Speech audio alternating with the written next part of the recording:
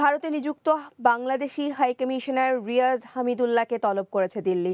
সেই সঙ্গে ঢাকায় ভারতীয় হাইকমিশনারকে সাম্প্রতিক হুমকি ও বাংলাদেশের রাজনৈতিক ব্যক্তিত্বদের ভারত বিরোধী উস্কানিমূলক বক্তব্যের জন্য আনুষ্ঠানিক কূটনৈতিক প্রতিবাদ জানিয়েছে প্রতিবেশী দেশটি। বুধবার দুপুরে তাকে ভারতের পররাষ্ট্র মন্ত্রণালয়ে তলব করা হয়। এর আগে গত সোমবার ঢাকায় ভারতীয় হাইকমিশনার প্রণয় ভার্মাকে পররাষ্ট্র মন্ত্রণালয়ে তলব করা হয়েছিল। এর 2 দিনের মাথায় দিল্লিতে বাংলাদেশের হাইকমিশনারকে তলব করা হয়।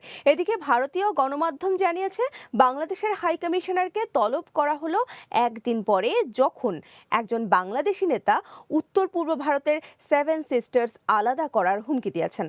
এই নিয়ে ঢাকায় ভারতীয় হাইকমিশনের নিরাপত্তা নিয়ে উদ্বেগ প্রকাশ করতে ভারতের পররাষ্ট্র মন্ত্রণালয় বাংলাদেশের হাইকমিশনারকে তলব করেছে।